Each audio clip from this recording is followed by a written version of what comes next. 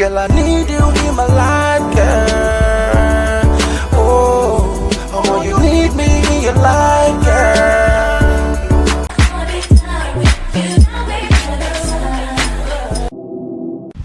Hi guys, this is Temi Fabulous. If you don't know my name, now you know my name. Welcome to my YouTube channel. So it's another video today, and the topic we're going to do today is going to help a lot of women out there. It's going to help a lot of ladies out there through your marriage, through your relationship. That's what I brought to you today. So find a place to sit down, and I want you to follow me till the end of this video. Mwah, love ya. But before I dig into the video, I want you guys to do something for me. Yeah, you know, you need to support your babe. I want you guys to love. I want you to show me love by subscribing to my channel. I want you to give it a thumbs up. I love you guys. Please do give it a thumbs up. Give my video a like. Subscribe to my channel. I need this, please. I beg now. So I need these guys. I want you to show me love. I want you to subscribe to my channel. Give it a thumbs up. Yeah, thank you. I appreciate it so much. For those who are giving it a thumbs up, those who are subscribed to my channel, I love you guys and thank you. I really appreciate it. So the tips I brought to you today is rules for happy marriage. I learned something from, maybe I'm going to be telling you this from my own marriage. I learned from my own marriage because the best way to learn is from your own experience. You might learn from people's experience, that's people that are older than you, but the best way to learn, because when they tell you about the experience, you might not understand that emotionally. But when you feel it yourself, my dear, you're not going to forget it for the rest of your life. So, the rules, if you see me looking down, yeah, it's because I'm on a smartphone, like I'm using a phone. So, if you see me looking down, it's because I'm using a phone. So, the rules for happy marriage, yeah, that's a tip. I'm going to be telling you 10 rules for happy marriage. Trust me, it's a thing I've tried. Trust me, and it's a thing I'm still doing, and it's a thing I'm still working on doing. It might not be easy, but just give it a try. Let's see if it's going to work for you. See, sometimes all those rules might not work for us. If they give you 20 rules, just try out 10. 10 might work for you out of them. 5 might work for you out of them. But just give it a try. So I'm going to be giving you 10 rules. All might not be, like you might not really feel them. But if it's just 1 or 2, just try them out. And the first one we're going to be talking. So the first one we're going to be talking about is never both be angry at the same time. You should never be angry at the same time. When you have a quarrel in your home, both of you shouldn't be boiling at the same time. Shouldn't be boiling at the same time. It's not a good thing. That has happened to me.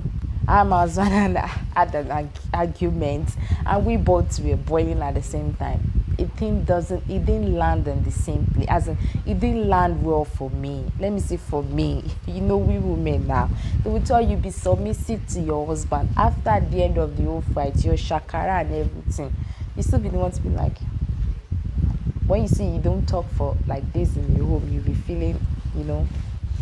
So never be both angry at the same time. That's the number one tips. You should just have that at the back of your mind. I'm telling you to lady. I'm telling you this, lady to lady. Don't be angry with your husband. Don't be angry with your boyfriend. Don't be angry with your fiancé at the same time. When he's angry, just give it a chill. Just, no, you know what I'm saying? It's not easy. I know we got shoulder pad on our shoulder, you know. So you know, it's not easy. I understand it's not easy, but just give it a try. It's gonna let the relationship last longer. It's gonna let it last longer. It's gonna make your man feel like my baby's loyal. Even when we fight, she's the first one to apologize. Like she's the first person to, you know, things like that. So that's the first tips, and going to the next. So the second one is never bring up a mistake from the past. Never bring up of mistakes from the past. Never bring up mistakes from the past. Never. Like things that has happened in centuries, things that are happening in years, things that are happening in months. You're now bringing them back. Like, don't do that. No, let bygone be bygone. The past is past. Now we are in the present. Let's think about the future, not what we've gone through in the past. You understand that? Don't do that. Don't bring back the mistakes you've done before. Your mistakes your partner has done before. Your mistakes your husband's done before. Mistakes your boyfriend, your fiancé, anyone you're in a relationship with. Don't do that. Don't bring back the mistakes they've done in the past. You don't. It's gonna bring out some things. It's gonna bring out some things you don't wanna think of. It's gonna bring out some pains. It's gonna bring back some emotions. Something. Just let bygone be bygone. Just forget about that. I know sometimes the thing they've done in the past might be so cruel. The things they've done in the past might be so crazy. But let's just leave it that way. Let bygones be bygones. So that is the second tips. Are you enjoying me? So the third one. So the third one is never yell at each other unless the house is on fire. Never. And I say never. Never yell at each other unless the house is on fire. Don't yell. You don't need to yell. You don't want people to listen to your conversation. You don't want people to listen to your arguments. You don't want your neighbors to listen to them. You don't want, don't let a third party come into your fight. When you start yelling at each other, you start saying people like your neighbor coming down and say, I heard you guys, you're doing this, you're quarreling, oh, no problem. You don't need that in your relationship. You don't need that in your relationship. Yeah, you don't need that. Never yell at each other. It's not an healthy way to fight. You understand?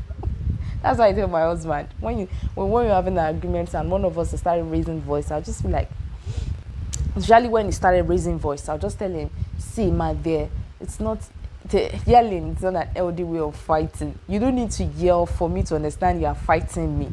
Sometimes you might be quiet and you are fighting me, and I'll feel it down to my heart. Like my heart will be aching and breaking. You understand? So you don't need to yell. You don't need to yell for me to understand that you're fighting me. Never do that. Except when your house is on fire, be like, help, help, help! My house is on fire. But your house is not on fire. It's a relationship that is on fire. But you don't need to yell because it's not a physical fire. You understand? It's not a physical fire. So you don't need to yell each other unless the house is on fire. That's the third tips. So the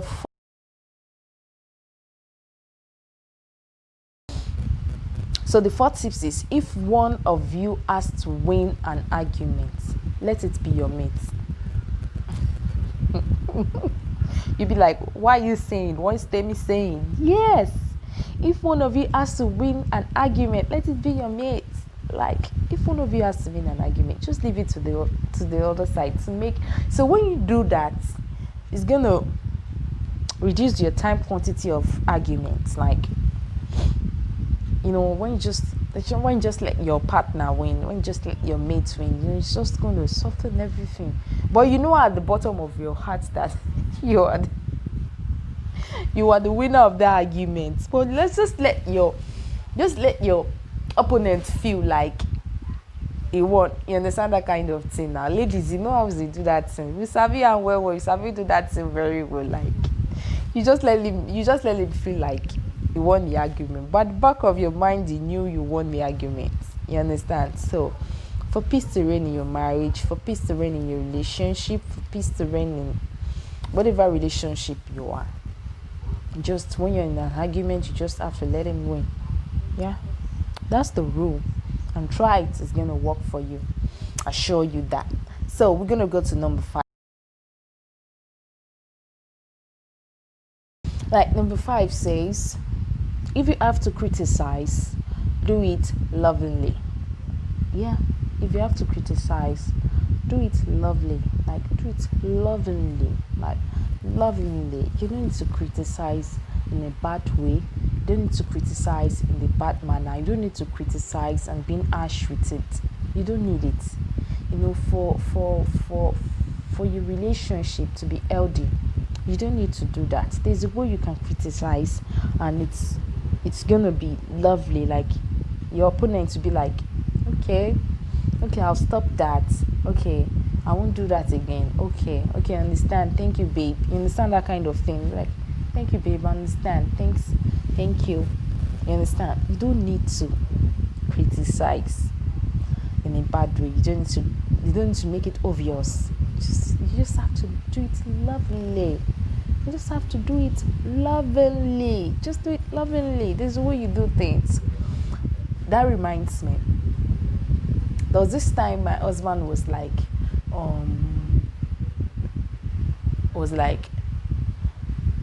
we ladies, we have a lot of shoes. Like, so he didn't want my shoes to be placed with his. Like, he want mine separate. He want his, as in, he love privacy. He wants his separate. So we were placing our shoes in the same place. I had my kids' own separate. We were placing our shoes in the same place, and he didn't know how he was going to say it to me. And there was the day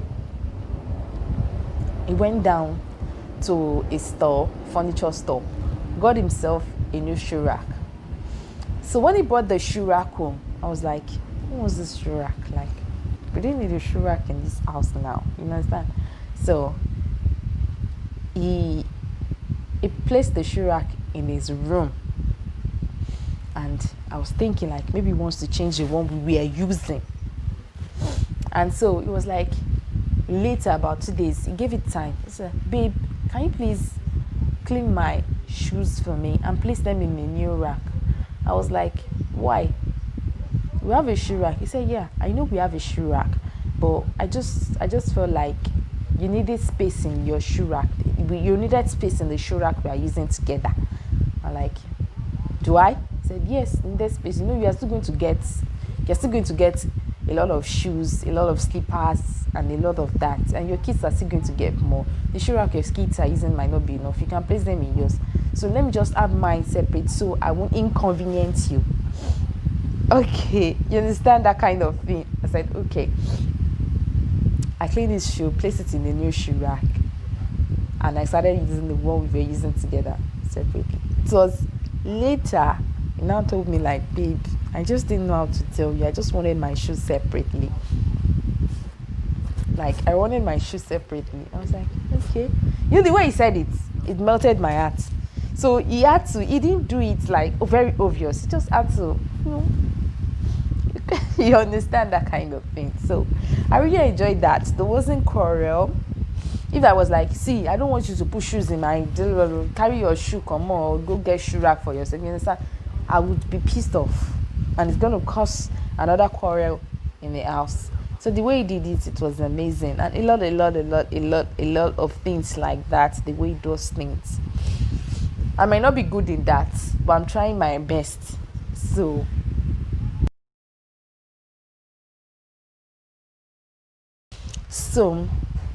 number 6 says, neglect the whole world rather than each other. Yeah, neglect the whole world rather than neglecting each other. There was this time I did that. In my university days, I had friends, and when I got married, I distanced myself from them so I can get close enough to my husband. You know, it's a new marriage and a lot of things were going on. So I had to distance myself and to just move close to my husband. When I see something is obstructing, like something is obstructing us, I try to give it a gap. I try to give it a space. I try to give it a gap. If it's business or something, I just don't want something to come in between us. I'm a kind of person like that. And my husband is also a kind of person like that. He doesn't want something to come in between us. He believes it's going to affect it's believed it's going to affect our relationship.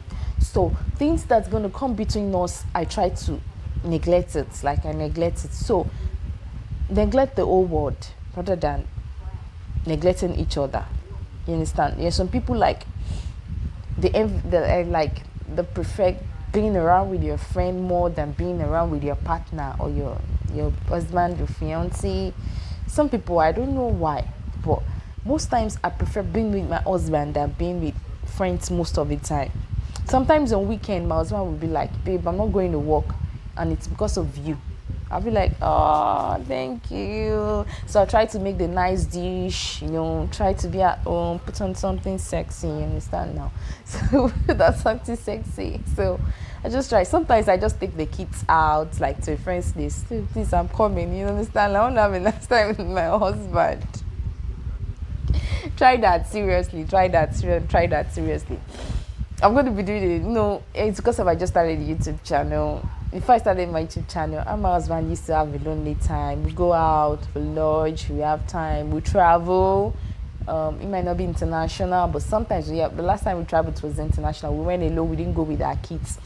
So we travel, we lodge, we find time for each other. That's very important. Find time for your partner. It's very important. It makes your relationship go long and lasting. Yeah, tips. Keep that.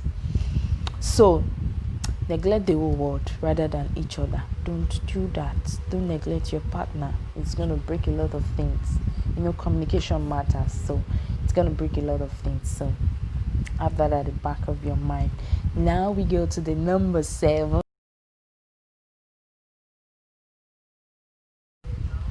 So number 7 says, never go to sleep with an argument unsettled.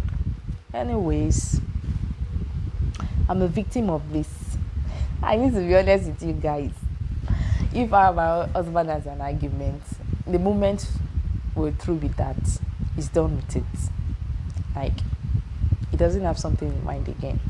But that is when my own is going to start. And it's going to last for like few hours or probably more than a day. It's when it says to like, baby, what's wrong with you? Are you still angry with me? Like, you know what you did. It's like, oh, I'm sorry. Oh, I don't know. It's still what's in you. Things like that. But I'm still a victim of this, and I'm still trying. So when we have an argument, when we get in bed, when we want to sleep, when I remember this, I just try to, and I'll call him, babe. Do you know what you did this afternoon was out of it? You did this, and yeah, it affected me this way and this way, and we'll settle it. I'm like, okay, I'm sorry, and when I sleep, I'm done with it. So I just want you to try that. So let's go to number 8. Yeah.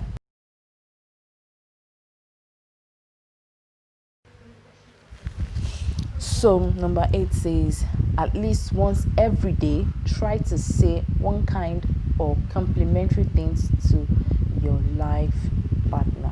At least once a day, just try to say something nice. Compliment your partner. I'm still working on that. I'm still doing that. Like once a day, just try to compliment your partner. Like, baby, I love you. Baby, you're gonna do what work. Don't let stress weigh you down. Just try to say something lovely. When he gets back from work, ask him how is work, how are you doing, how is everything. Maybe the Lord is your strength. Like, I know you're tired. I love you, babe. You're the love of my life. Without you, I'm nobody. When I come into this world again, I'm going to choose you. Things like that. It's going to lighten up your partner. Especially when your partner is an hardworking person. Yeah, just like my husband. Very, very hardworking guy. Like, very hardworking. When your husband is an hardworking person, just compliment them. Let them know you love them. Let them know you care for them. There's a lot of ways to compliment your husband. Your fiancé, your boyfriend. A lot of way. Yeah, words is one of them. Just tell them wonderful words. Let them know that you do have feelings for them. Let them know, yeah, they have a special place in your heart. You understand? So don't let a day pass without not doing that. And then number 9, we're almost done with that. Yeah.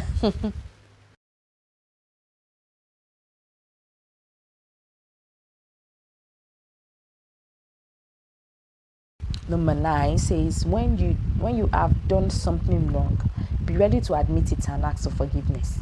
When you've done something wrong, be ready to admit it and ask for forgiveness. When you know it's your fault, you've done something wrong, it's your fault, be ready to admit it. Just admit it. Put down that shoulder pad and admit it now. Admit it so to make your relationship go long and lasting. Just admit it. Like, I know what I did. I'm sorry. And I won't do that again. I'm very sorry. And let it just go down the drain. Let it just go down the drain and just flush it out and let that leave your relationship once and continue from where you stopped. Like that loving, lasting relationship. Yeah. Don't forget about my tips. I might be looking funny now, but I want you to have that at the back of your mind. I didn't just want these tips and talk to be boring. That's why I'm like doing everything I can. But I know with time, I'm learning now. I know with time. you're going to be enjoying my video and Timmy Fabulous. I can't do without listening to Timmy Fabulous. I can't do without watching Timmy Fabulous videos. So the last but not the least is it takes two to make a quarrel, and the one in the wrong is the one who does the most talking. It takes two to make a quarrel, and the one in the wrong is the one who does the most talking. Yes, two of you quarrel at the same time. You quarrel at the same time, but the one who is wrong is the one who does the most talking, because the person will go, say you're wrong, go one agree, and the other person don't know say you're wrong. The other person will just they talk less, go talk like that. But you say you did wrong. You are wrong. When you know you are wrong, just admit it. The person who is wrong is the person who talks the most. Yes, you are wrong, and you keep on blabbing. Yeah, no, me, not, yeah. You don't need that. If you want your relationship to last, you want your marriage to last, you want your relationship to last, you don't need that. When you know you're wrong, just admit it. Just don't talk too much. You understand? So those are the 10 tips I learned and I'm using and I'm still using and I'm still learning. Yeah. And it's working for me. It's working for me big time. When I say big time, yes, it does work for me. So a lot of tips like that I'm following, and it's working for me in my marriage. And December 2020, like this December 2020 is gonna be my 5 years wedding anniversary. Yeah. So people will be like, that girl, she's even small in marriage. Yes, I'm small in marriage. I'm still learning, and I will still learn. We will learn till the end of our marriage. We will learn till death do us apart. You will learn. Just continue learning. Yes, this year it's going to be my 5 years wedding anniversary. I'm still learning, and I'm learning for people who have gone before me, people who have done like 10 years, 20 years. I really want to go far. I really want to go 20, 30. I envy people when they say they are 30 years in marriage, 40 years, 50 years. Yeah, I want to reach that length. So those are the things you need to be following. You need to be very careful if you know you want a long-lasting relationship. You really love your partner. Love is going to push you to follow those tips. Yeah, when you love your partner, it's going to push you. It's going to motivate you to follow those tips. So I really want you to follow those tips. If you know you love your partner, you want a long-lasting relationship, you want a long-lasting marriage, just try to follow those tips, you understand? So that's going to be all for today. And my name still remains Timmy Fabulous. Yeah, before I end this video, I want you guys to give my video a thumbs up. I want you to subscribe to my YouTube channel, and we're going to be meeting in our next video. I love you guys. Bye.